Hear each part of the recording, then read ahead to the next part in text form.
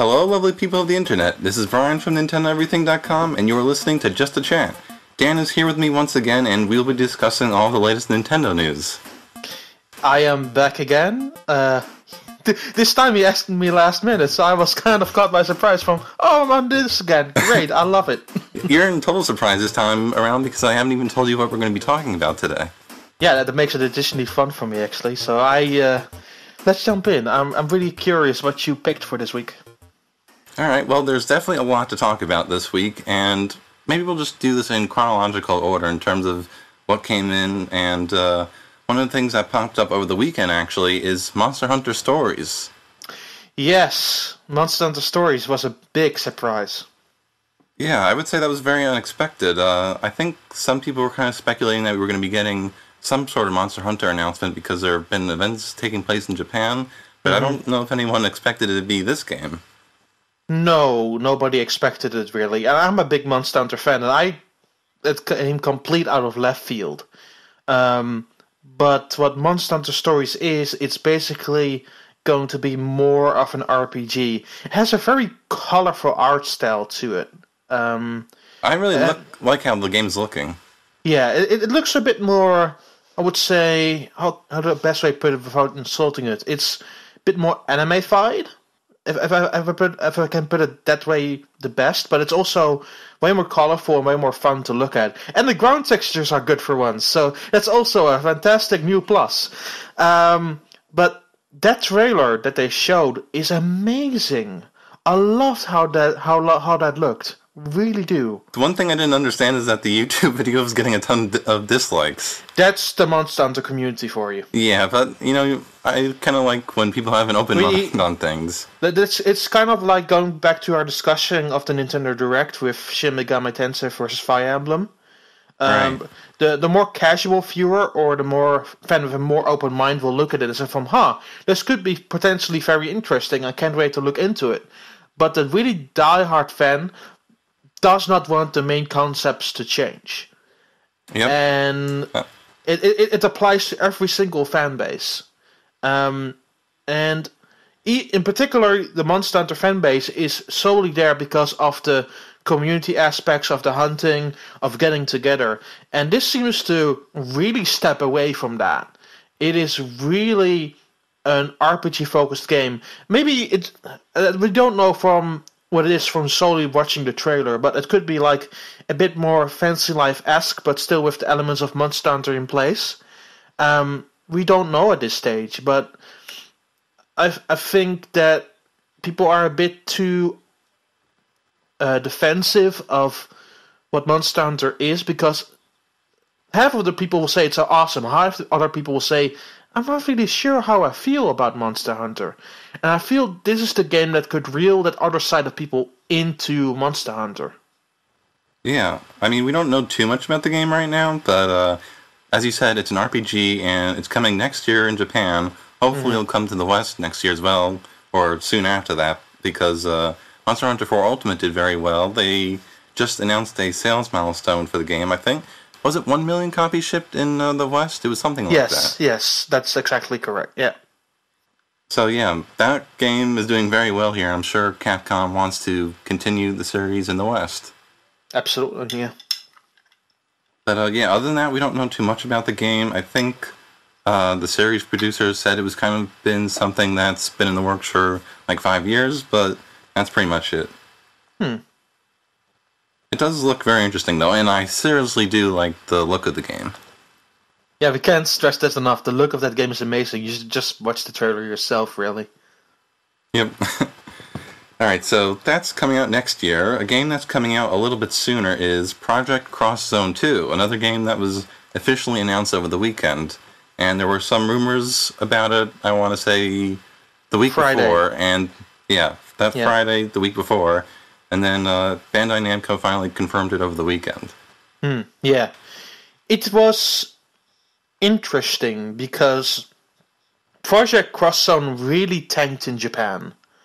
Like you could find a special edition for less than 2,000 yen like a month and a half after launch. That game didn't do well. Surprisingly enough, that game sold well enough in the West. particularly on the Nintendo eShop, where it quickly became, I think, like $15 in North America. Yeah, like, you were talking about how the special edition was, like, popping up in Japan a while after the game came out, but even in North America, I would see the limited edition one here, too, for a long time after the game released. Yeah. So, I don't know. But yeah, it was a success. it sold more. From what I understand, it sold more on the Nintendo eShop in North America. That's interesting. Because of that price point. Because, like, not extremely long after launch, I would say a couple of months, it was dropped to $15 for some reason. And many people picked that game up. So it might have something to do with the sudden rise in sales and have them considering if it's worth doing a sequel for. And I don't know if it's exactly the right move, but if they are able to make the changes necessary to make it a better game, I think it has the potential of being a better seller than the original even. Because that game was flawed as all heck, but it still was a very interesting game. Yeah. There were definitely flaws, as you mentioned, and it was just kind of an alright game. Based on what I've heard and seen, I have it in my backlog, which never ends, of course. Yeah, I think back in the day I gave it like a 7 or 7.5. Which was fair enough. I mean, it wasn't a terrible game, wasn't the most amazing game, but it was alright for what it was. It just lasted a bit way too long. But hopefully they can make the changes needed to make it a better seller. But we'll see about that. They have until fall, and apparently they've been working on this for a while, so hopefully they have listened to the complaints. Yeah. So far we've seen a trailer, and we've heard about some of the franchises and characters that will be represented. So we're going to be seeing Tekken, the Tales series, God Eater, Devil May Cry, Mega Man, Resident Evil, Sakura Wars, Yakuza, and Virtua Fighter, among others. All those franchises that are come from different places, not solely only from Nintendo platforms. Yeah. so I wonder how much crossover there will be, because I think Yakuza and a few others are now new to Project Cross Zone 2. So I'm wondering... Yeah, definitely. Because those are more like... Those have a more dedicated fan base. I'm wondering if those people will pick it up. Maybe. I am curious to see who will be what the final roster will be like. I am too. I've been mostly looking at screenshots of the game, and it kind of looks, again, a bit similar to the first one. Well, then again, the look of the game wasn't really the problem to begin with. Yeah. Alright, well, we'll see about that game when it comes out later this year, and let's move on to a little bit of technology news, so to speak, because as the weekend was wrapping up, we heard that the new 3DS is getting Unity support. And this is a pretty big deal because it basically means that more games could end up on the system as, for those who don't really know what Unity is, it's basically an engine.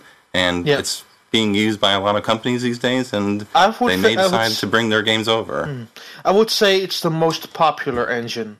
At least under the indie community scene and a large number of big name developers. Because Unity is a really solid engine, and it supports the biggest array of platforms, I believe. Yep. So, it is interesting that Unity can't run on a regular 3DS, but maybe it's a bit too complex for it. And I heard from a lot of developers, you need to make separate code to make a 3DS game run without Unity, so it's a lot of work. So seeing it come to new 3DS has a lot of potential. Yeah. And we don't really know when that's going to hit the new 3DS right now. They're kind of being a little vague about it, but it is coming. Well, they did show some of the tools at their Unite event in Japan. So it is definitely already progressed far enough where they could send maybe a preview build to a few developers to test it out. But I would say that it will release in a few months, or maybe I would say in a few months. Yeah, it seems that the most likely of things at the current stage that Unity is progressing. Yep. Let's talk about one more game announcement, a little quick one, kind of, but I wanted to talk about it because it is kind of important, and that is Guitar Hero Live and we know that it's coming to the Wii U. And obviously this is important because the Wii U doesn't get a whole lot of third-party games right now, and Rock Band 4 isn't coming to the platform, so at least we know that this kind of fills the gap in terms of the music genre. And here's my thing with Activision. Like, many people give them a lot of nonsense for not really doing all that not doing very ripe and new things on the Wii U, but at least there's one of the few third-party developers next to Bandai Namco that really support the Wii U still. Yeah, we don't get all of the games, like we didn't get Destiny, but I would say on the whole, they've been giving the Wii U a pretty decent amount of support. Yeah, and there's still rumors. We didn't get last year's Call of Duty. Well, yeah, Call of Duty was solely focused on like Xbox One and PS4. But there is a rumor going about that we might see the new Call of Duty, which is apparently Black Ops 3. We might see that on Wii U. Yeah, that's true. Yeah, I would say it's likely because Treyarch really knows how to handle Nintendo platforms. So they have done it every single year for a long time when a Nintendo port needed to be made. So I wouldn't be surprised if they are responsible for bringing the game back to the Wii U. And also, I could see that. Also, next to that, Black Ops 2 is one of the few Wii U third-party games that still sell for some reason on the platform. Because really? on the whole, it's also a better game than Ghost, so that doesn't really surprise me. It used the gamepad way better. It had a lot more options than Ghosts. And I feel that's still the one that's more played than Ghosts on Wii U. I see. So it would make a lot of sense, but it depends more on what Activision wants, I feel. Alright. For now, though, we do know that Guitar Hero Live is coming, and I do feel like that's a kind of big deal. That is a big deal, but we also have to realize that, again, if we look back on the Wii era, Guitar Hero was really successful on Nintendo systems. Yeah. So it doesn't really surprise me that we see it on this platform. It is surprising that they still want the Wii U after Aaron Hirschberg and the top at Activision have made a lot of complaints about the Wii U. But at the same time, they also said you know what, we still want to support the Wii U because we think it could still potentially sell. Which is really good of them. And again, that's where I give Activision a lot of credit for. They're sticking with the Wii U regardless of what anybody tells them. Yeah, for that you definitely have to say good job on Activision's part. Yeah. Alright, so let's move on to some Nintendo, like actually Nintendo-specific and Nintendo-made games.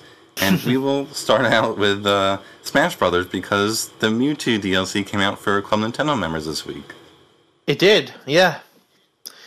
So that's a big deal. Yeah, and there's also a save bug. That's also a big deal. Yeah. But they currently already are trying to fix it, so maybe we should just skip that issue for now. But yeah. But I played a bit around with Mewtwo. I didn't have a chance to play them all that much. I played through the classic mode on the 3DS game, played a few matches, then moved on to Wii U. Played a few matches with him as there as well. Also did a crazy 8-player match with all computers, which was so awesome that I thought to myself, I need to upload this to YouTube, and I did. Because it was the most amazing thing ever. What I did is basically all items on, 8-player Smash, and put them on the smallest 8-player stage possible, which is Animal Crossing Town and Sin City. God. Which was the most crazy thing I've ever witnessed, but it was amazing to watch.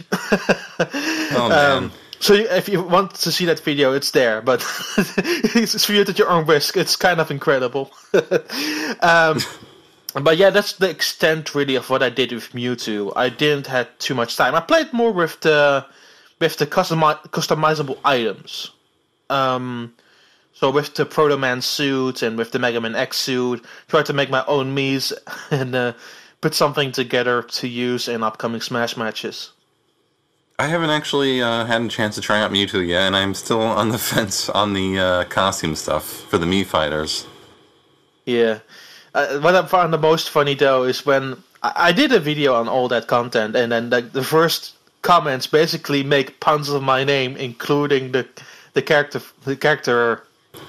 customization. So somebody said Frodo Daan, another person says Mega Daan X. There's a Daan bun. Oh God. So that's how I kind of felt about it. Then I was like, yeah, I'm gonna make those Miis, whatever, man. And I'm having a lot of fun with those, and I actually used them in a few matches. And those outfits are awesome, especially Dunban from Xenoblade. I was gonna say that's the one that I really want the most right now. But you can buy them separately if you really want to. Like you don't have to buy every single one. Yeah, I know. I don't know about the pricing in general for the costumes. I don't really know if I'm feeling it. Like in general, I would say that actually the Smash Brothers T-shirt is the best deal. Because it spans across all three Mii character races. That's a good point. Yeah, because each of them has their separate weapon for that specific class, which actually look really cool. But all of them are very interesting, but it just depends on if you play with a particular Mii fighter. Yeah, that's the thing. I don't really play with the Mii fighters that much, so I don't know. Yeah, it's really hard to say. But again, it really depends on what you like, I guess. The one thing I will say, though, is that if anyone could get me to buy costume DLC, it would be Nintendo.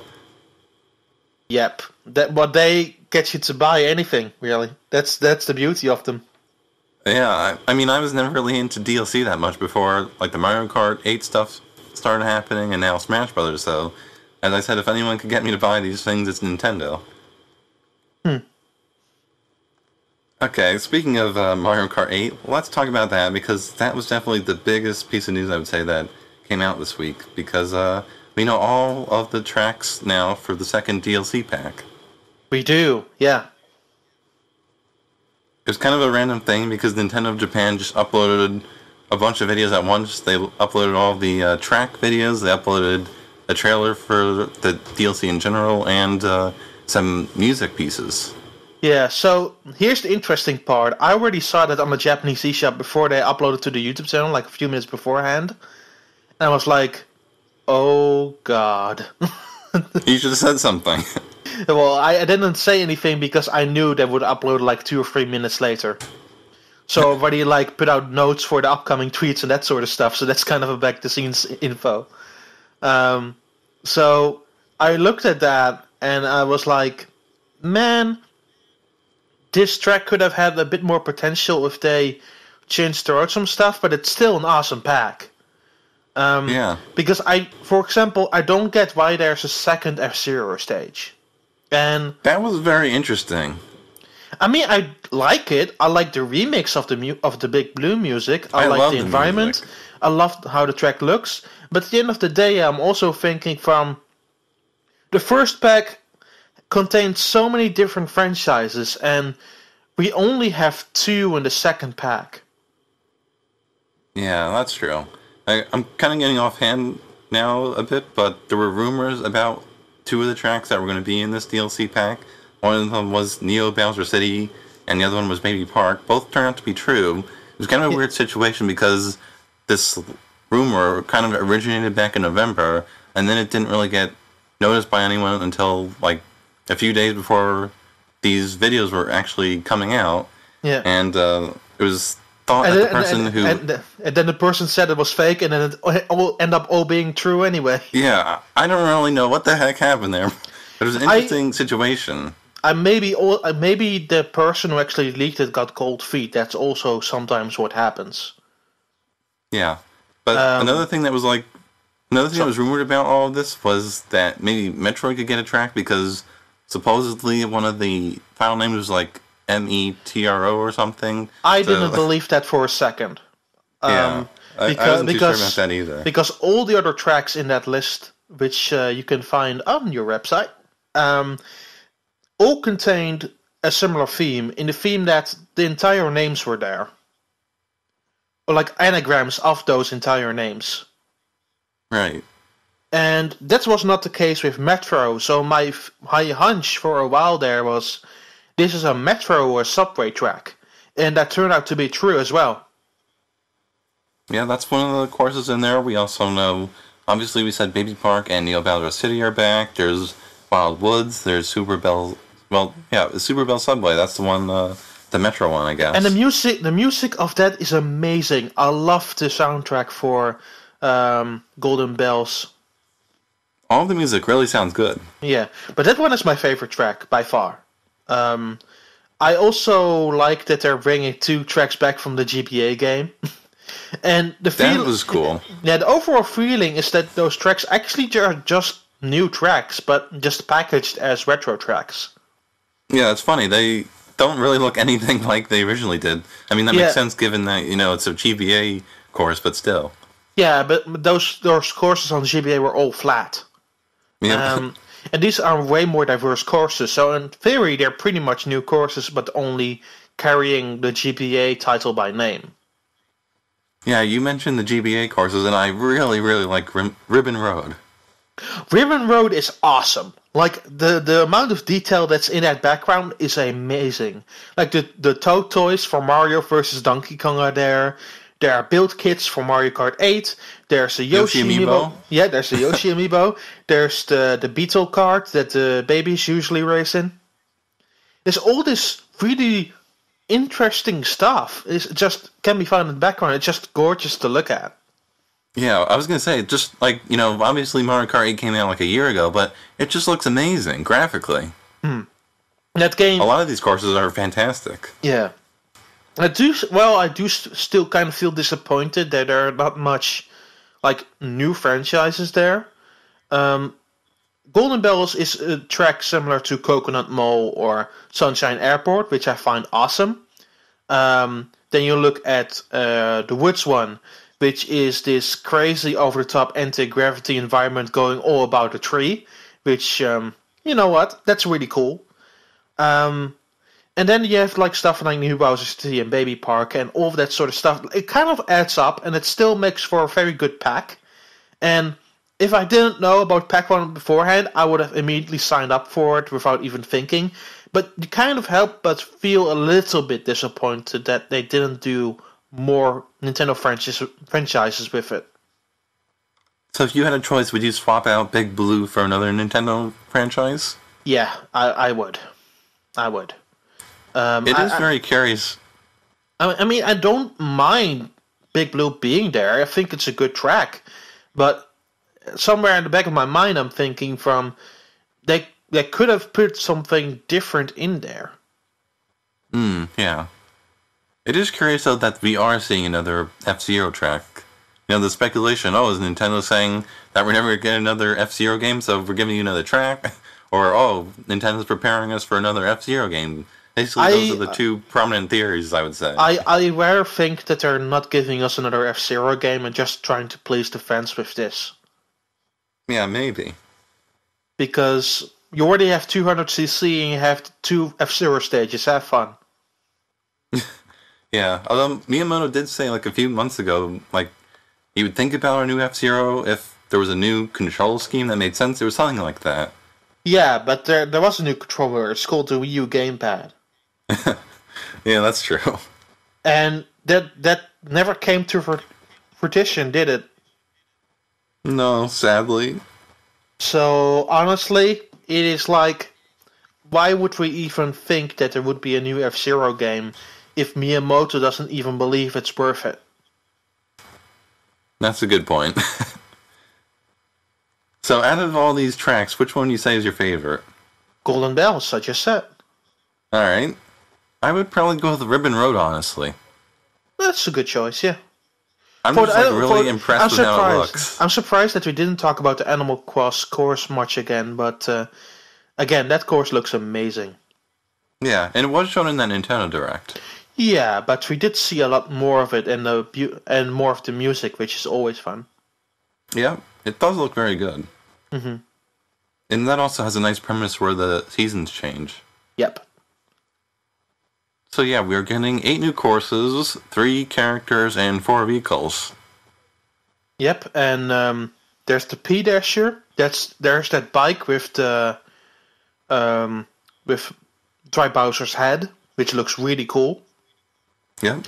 And then there's the Animal Crossing scooter and the Beetle cart. Yeah, you're getting a lot of bang for your buck. Yeah. Also, it was also again confirmed that there are 2 villagers instead of one female, one male, which is always nice to see. Yeah. I'm kind of sad that this is the last. Well, we never know if this is the last pack. For now, it is at least. Yeah, but I kind of hope they would continue to support it. I don't think they will, but I rather see them continue to support the game. But I would want one more. Yeah, I kind of feel that the DLC pack kind of changed my opinion on Mario Kart 8 slightly, because I feel that there are very creative courses in there. Yeah. The only downside about Mario Kart 8, and I don't really want to bring it up, but I'm going to anyway, is the battle courses. Yeah, they should do one more DLC pack changing up the entirety of battle mode. That would be the only last thing I would change, and then this would be like one of the definitive Mario Karts. Yeah, I really feel that battle mode still feels entirely dry. Yeah. And while I love 200cc, it's kind of a bombshell that they kind of didn't listen to the fans in that regard. Yeah, if anyone had told me that we were getting 200cc over like a revamped battle thing, then I probably wouldn't have believed you. But they're sticking with it. They're sticking with it. We can't do anything else about it at this stage, but it's still the biggest disappointment of that game. Yeah, and ultimately this still is a great Mario Kart. Great? I don't know. It's a good Mario Kart. I would say for me, it's probably in my top 3. My number 1 would probably be Mario Kart DS, then Double Dash, and then this one. It's not even in my top 3. Like, my favorite is Mario Kart Wii. Really? That would be very... Oh, that's way down on my list, personally. Yeah, Mario Kart Wii had a great selection of courses. Like, some of the most original courses are in that game. Then it is Mario Kart DS, and then Double Dash. You kind of have the same 3, almost. Yeah. But Mario Kart Wii is the one I put the most time in for any of them. That is very interesting. But anyway, we have new Mario Kart 8 content to look forward to next week, and maybe we'll talk about it more on the upcoming Just a Chat. We could, yeah. Because we'll finally have some hands-on time with it. So, yeah, I think that is going to wrap up this week's chat. Dan, do you want to tell people where they can catch you on Twitter and YouTube? Sure. You can find me on Twitter, which is @Nintendaan. That is NINTENDAAN. You can also find me on YouTube, which is youtube.com/Nintendaan1. So youtube.com/Nintendaan1. That's again NINTENDAAN and a 1 at the end. That's it, everyone. And thank you for listening. Dan, thank you for joining me. I don't want to mess up your name. Everybody messes up my name. It doesn't really matter at this stage. I'm covering games for 9 years now. Like 80% gets my name wrong. I don't even care more at this stage. Alright, guys, we will talk to you next week, and thank you again for listening. See ya. It's Daan, by the way. Daan. There you go. Say it with me, Daan. Daan. Bye, everybody. Alright.